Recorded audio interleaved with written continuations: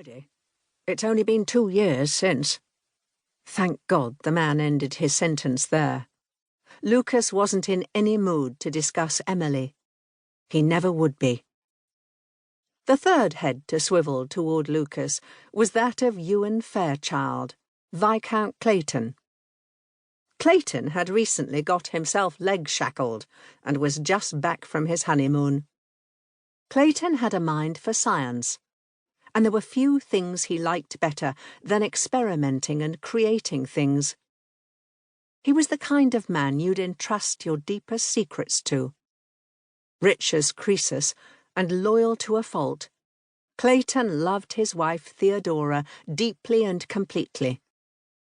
He'd been the last one they'd all have thought would be the first to marry.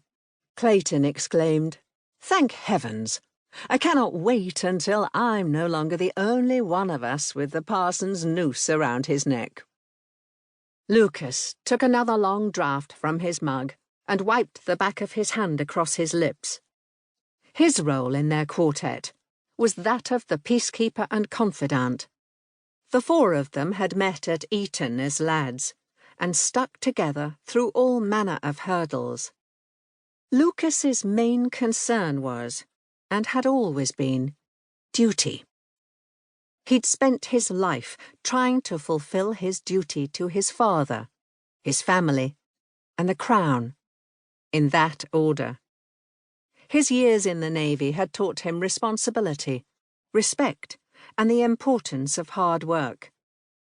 The death of his older brother Charles 14 months ago had taught him the importance of living life to the fullest and fulfilling his promise.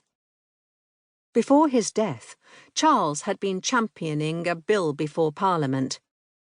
On his deathbed, as consumption slowly pulled his life away, Charles had asked Lucas to ensure the bill was passed.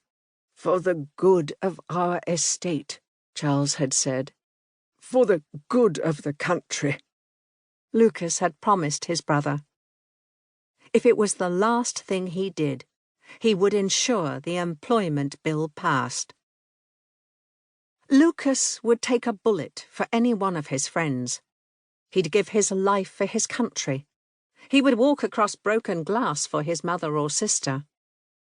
But finding a wife who would be true to him, who didn't want him merely for his money or his title, that was something he couldn't control, and he detested that fact.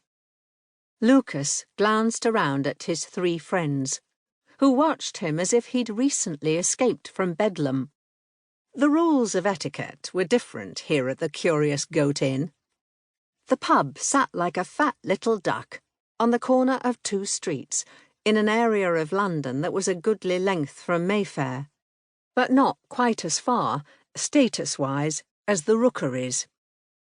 Here, one could do things like get foxed, wipe the back of one's hand across one's lips, and say things like one was looking for a wife, without having to worry about mammas and maidens popping out of every nook and cranny in search of a husband with a title.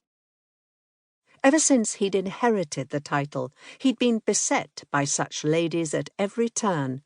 "I'm entirely serious," Lucas continued. "I must look to secure the earldom. I fear I've been too preoccupied with the employment bill. I've been remiss waiting this long to find a bride." "I certainly won't disagree with you that you've been too preoccupied with the employment bill," Worth drawled. "Obsessed is more like it." Lucas shrugged.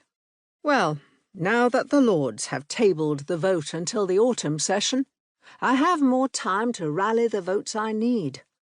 I might as well get about the business of looking for a wife in earnest." "I never bother to vote in Parliament," Worth drawled. "Don't happen to care for the hours, and all the arguing is downright exhausting." Bell gave Worth a beleaguered look and shook his head. "God forbid you take an interest in your seat or any of the issues the country is dealing with." Worth gave them his most charming grin, flashing his perfect smile that had been the downfall of many